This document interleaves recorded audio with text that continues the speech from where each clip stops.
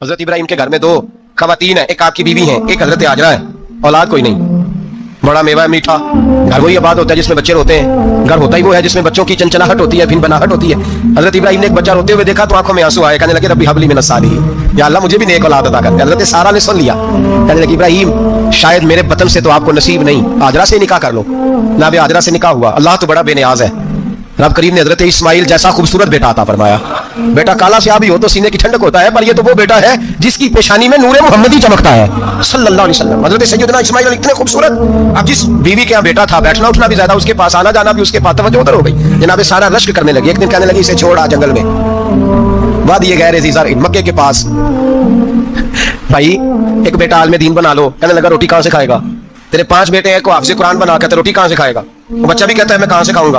हजरत इब्राहिम अलैहिस्सलाम तो चंद महीने का बच्चा छोड़ा है, तो कहाँ से रोटी खाई हजरत इस्माइल ने? कहाँ से खाई उनकी अम्मा ने रोटी? भूखे मर जाते हैं सारे। मैं बड़ी जिम्मेदारी से कहा करता हूँ कि जितनी खूबसूरत रोटी अल्लाह करीम दीन के खादिमों को अता करता है शायद किसी और के नसीब होती हो, लेकिन हम लोग तवज्जो ही नहीं कर रहे। हमारा शौक ही नहीं बन रहा, हम ये मेहनत ही नहीं कर रहे कि कौम को मुस्तनद उलमा की जरूरत है। इलाकों के इलाके खाली हैं, इधर हमारा मिजाज ही नहीं बन रहा, तवज्जो ही नहीं दीन की खातिर। और फिर चले बच्चे तो बात की बात है ना, जो अभी खुद जवान है वो भी तो ये दुआ, एक साहब मुझे कहने लगे मैं दुआ मांग रहा हूं अल्लाह मुझे बेटा दे तो मैं उसे दीन पे लगाऊंगा। तो मैंने कहा आप भी बूढ़े नहीं हुए, आप खुद ही लग जाए। बेटा तो अभी आएगा तो लगेगा ना, तो आप तो इस वक्त है तो आप तो पहले लगे ना साहब। 2 घंटे तो निकाल के आए, दीन सीखने को काफी है। आप इतनी लंबी सोच रहे हैं कि बच्चा आएगा तो बड़ा होगा तो वो जाएगा तो देखी जाएगी। अभी तो आप है तो आप तो आओ। हजरत इब्राहिम ने बच्चा वहां छोड़ा। यहाँ से जो उम्रा करने लोग जाते हैं ना, जो हज करने जाते हैं, उनको पता है कि वहां दुनिया की हर नेमत मिलती है, फिर भी डबल ट्रिपल पैसे लोग जेबों में डाल के जाते हैं। हजरत इब्राहिम जब वहां लेके गए तो कोई इंसान नहीं था, पानी का कतरा नहीं था, 2 किलो खजूर एक मशकीजा। बीवी को थमाया। हमारे घर में हजारों चीजें पड़ी हैं, लेकिन वो जो तवक्कुल है ना वो खत्म हो गया। अल्लाह देगा, हलाल हलाल पे कनात करे, जायज जायज पे भरोसा करे, रब करीम अता करने वाला है, वो मिजाज खत्म हो गया। हजरत सैयदना इब्राहिम अलैहिस्सलाम 2 किलो खजूरें एक मशकीजा पानी का दे करके और वहां बिठाया आपने अपने बच्चे को और अपनी ज़ौजा जनाब हाजरा को, और बिठा करके वापस पलटने लगे तो हजरत हाजरा सलामुल्लाह अलैहा ने आवाज दी, कहा इब्राहिम किसके सहारे पे छोड़ के जा रहे हैं? जहां पे जमजम का कुआं है ना, जो लोग गए हैं जिन्होंने सफा मरवा की सही की है, सफा मरवा से बाहर निकले ना, सरकार की विलादत का मकाम है, उस जगह पे आप जमजम का कुआं था, वहां हजरत सैयदना हाजरा को बिठाया। कोई चीज नहीं, कोई दरख्त नहीं, कोई खेत नहीं, कोई पानी नहीं, कोई कुआं नहीं, वहां बिठाया और बिठा करके निकलने लगे तो जनाब हाजरा फरमाने लगी इब्राहिम किसके सहारे पे छोड़ के जा रहे हो? कहने लगे अल्लाह के सहारे पे। तो पाक बाज बीबी ने एक लफ्ज़ पूछा, कहा इब्राहिम ये मेरे रब का हुक्म है, ये मेरे बस जिनका अकीदा है तौहीद मजबूत हो उनके लिए एक जुमला काफी होता है, ये मेरे अल्लाह का हुक्म है? तो जनाब इब्राहिम अलैहिस्सलाम फरमाने लगे हाजरा हाँ रब का हुक्म है। जब ये लफ्ज कहे तो चाहिए था ना हजरत इब्राहिम तसल्ली देते, तो बीबी साहबा तसल्ली देने लगी। अर्ज करने लगी इब्राहिम अगर अल्लाह का हुक्म है तो फिर आप हमारी फिक्र ना करना, अगर ये रब का हुक्म है तो फिर हमारी फिक्र ना करना, जिस रब ने हमें यहाँ तक पहुंचाया है वो हमें कभी भी जाया नहीं फरमाएगा, फिर फिक्र ना करना। हजरत इब्राहिम आ गए, बात आपने सुनी हुई है, इशारा करना मकसूद है। 13 साल में चले मान भी लिया जाए बाज रिवायात की रोशनी में कि आते जाते भी रहे, लेकिन मुकम्मल देखभाल अपने बच्चे की परवरिश में पूरा हजरत इब्राहिम अलैहिस्सलाम का किरदार, सारा किरदार माँ का था। मैं जब खवातीन के बारे में कोई बात करता हूँ तो मैं आपको अक्सर कहता हूँ कि ये सिर्फ बीवी के लिए हुक्म नहीं होता, ये ट्रेनिंग बेटी को देनी है और बहन को देनी है। ये तरबियत करें अपने घर में। मैं तजर्बे की रोशनी में ये बात अर्ज किया करता हूँ कि भाई बच्चे बाप के फरमाबरदार उस वक्त होते हैं जब अम्मा उन्हें बाप का फरमाबरदार करती है, और बच्चे बाप के नाफरमान भी तब होते हैं जब अम्मा उन्हें बाप का। मैंने अपने कानों से सुना एक दफा, एक बच्चा अपने बाप से कह रहा है आपने तो सारी जिंदगी बाहर गुजार दी, पैसे कमाना कौन सा मुश्किल काम है, दुख सुख तो सारे अम्मा ने बर्दाश्त किए, स्कूलों में वो जाती थी, फलाना काम वो करती थी, फलाना काम। अब ये सोच उसकी जाती तो नहीं, ये उसको दी गई है। और अगर उसको ये सोच दे दी जाए कि अम्मा कहे कि मैं तो अपनों में रही सारी जिंदगी, मैंने तो अपनों में वक्त गुजारा, और तेरा बाप तो कई दफा जनाजे भी नहीं पढ़ सका, ने तो माँ बाप ऐसे दफन कर दिए, वो अगर ये सोच फराहम करे तो फिर बच्चा बाप का फरमाबरदार होता है। और ये वाली रिवायतें हम बीवी को सुनाते हैं, हालांकि किसको सुनानी चाहिए?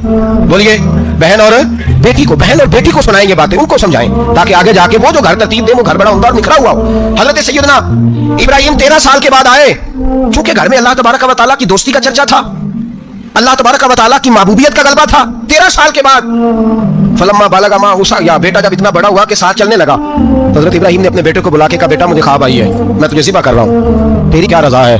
तो हजरत इस्माइल कहने लगे या अबती फ़अल मा तुअमर, अब्बा जी अल्लाह जैसे हुक्म देता है मेरे साथ वैसे ही करें, जैसे अल्लाह हुक्म देता है वैसे ही, बोलिए वैसे ही करें। हजरत हाजरा को कहा कि दोस्त ने दावत की है तो वहां जा रहे हैं, बीबी मुतमईन है, तफसीलात की जरूरत नहीं, खत्म बात, एतबार है, मुतमईन हो गई।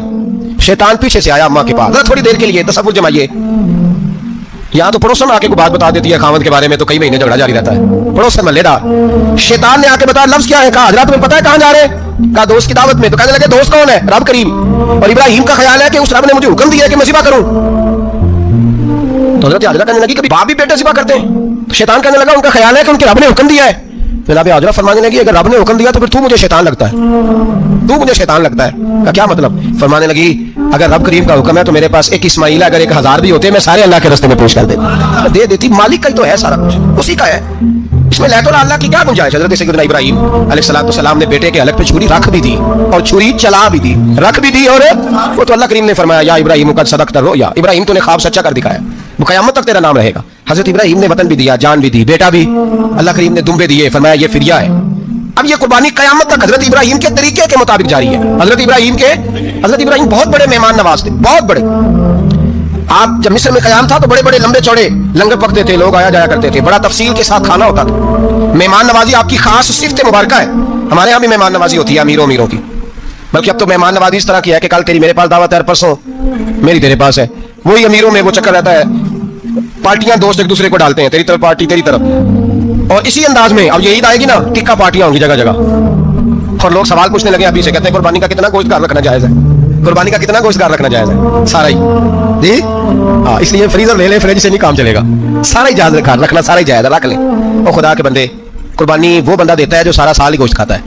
सही कह रहा हूँ? कुर्बानी साहिब निसाब साहिब इस्तिताअत बंदा देता है ना, तो वो सारा साल ही गोश्त, तो सारा घर में रखना भी जायज है, लेकिन सारा दे देना भी। तो जो आ रही है उस पर क्यों तवज्जो करते हो, जो दूसरा जायज है उस पर क्यों नहीं अमल करते? सारा तकसीम करते, बात खत्म हुई।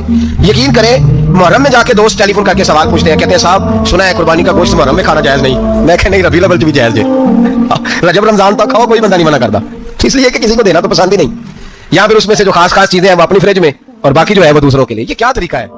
कुर्बानी इस्लाम का एक खूबसूरत तरीन अमल है, ये महबूब तरीन इबादत है अल्लाह ताला की। कुर्बानी अपनी फजीलत के लिहाज से, अजमत के लिहाज से, अपनी बुलंदियों के लिहाज से दीन में बड़ा मकाम रखती है। लेकिन हर चीज का रंग रूप बदल दिया जाता है ना, क्योंकि कुर्बानी चली आ रही थी हजरत इब्राहीम खलीलुल्लाह अलैहिस्सलाम से, तो अहले अरब जो थे मुशरिकीन मक्का, कुर्बानी का तारुफ वो भी रखते थे, पर वो कुर्बानी की हकीकत को, कुर्बानी की हिकमत को, कुर्बानी के हुस्न को, कुर्बानी से फूटने वाली रोशनी को समझने से नाआशना थे। वो क्या करते थे कि जब वो कोई कुर्बानी का जानवर ज़िबा करते तो उसका जो खून होता वो बैतुल्लाह शरीफ की दीवारों के साथ मल देते। कुर्बानी के जानवर का जो गोश्त होता वो ला के बुतों के सामने रखते कि ये खून काबे की दीवार से खून मलने से और बुतों के आगे गोश्त रखने से शायद हमारी कबूलियत हो जाएगी, हमने जानवर ज़िबा किया है। कमाल है मेरे रब करीम की किताब का अंदाज भी। कुरान मजीद मुख्तसर अल्फाज के अंदर, मुख्तसर जुमलों के अंदर, इजमाल के अंदर इतनी बड़ी तफसील बयान कर देता है कि इंसान के जहन के, दिल के, दिमाग के दरीचे खोल जाते हैं। अल्लाह खाने पीने से पाक है, बेनियाज है मालिक। रब करीम ने फरमाया लन यनाल अल्लाह लुहूमुहा, फरमाया हरगिज नहीं पहुंचता अल्लाह की बारगाह में तुम्हारा गोश्त, वला दिमाउहा, और ना इनके खून, ना इस जानवर का गोश्त अल्लाह की बारगाह में पहुंचता है, ना खून पहुंचता है। तो मालिक पहुंचता क्या है? वलाकिन यनालुहु तक़वा मिनकुम, बल्कि रब की बारगाह में तो तुम्हारे दिलों का तकवा पहुंचता है। तुम्हारे दिल में क्या है, तुम अपने रब की रिज़ा कितनी चाहते हो, ये बात जाती है। गोश्त और खून तो यहां रह गया। फरमाया ना अल्लाह की बारगाह में खून पहुंच रहा है जानवर का, ना गोश्त पहुंच रहा है, दिल का तकवा पहुंच रहा है। माना क्या है?